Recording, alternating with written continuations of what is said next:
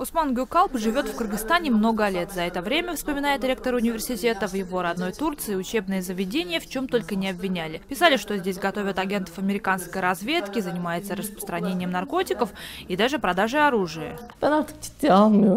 Я уже не воспринимаю всерьез это. Я думаю, что говорить правду и вести диалог можно только в настоящей демократической и уважающей права человека стране. Что-то доказывать властям Турции Гюкалп пока не спешит. На родине профессора может ждать заключение. В ближайшие годы, говорит ректор, возвращаться домой он не собирается.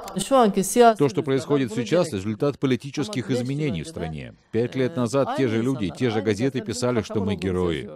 То, что пишут турецкие СМИ об их университете, обсуждают и студенты. На какой из лекций, по мнению прокуратуры Стамбула, им прививают террористические идеи, студенту второго курса Айбеку не очень понятно.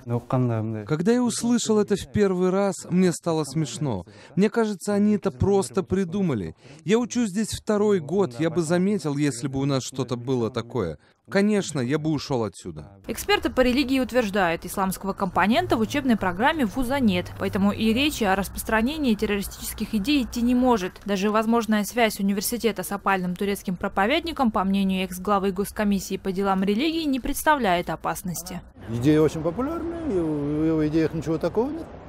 Если есть, пускай нам дадут, покажут. Работает Гулена, очень много работ.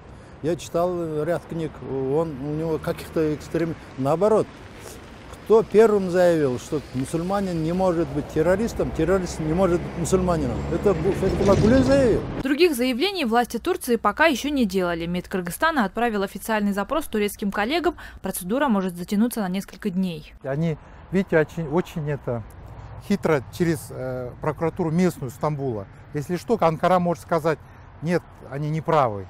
Если бы Анкара это сказала, это было бы очень серьезно. А так они, видите, через отходную себя оставляют. Так, по словам политолога, власти Турции решают сразу два вопроса. Образ врага создается. Вот мы в окружении гуленовцев везде.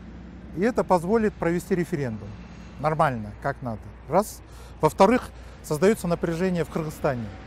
Попутно. После охлаждения отношений с Кыргызстаном Турция пытается повлиять на старт президентской гонки в этой центральноазиатской стране, считает Сариев. Сотни наших студентов там работают, занимаются бизнесом, семьи, туда приехали, и вдруг они все террористы.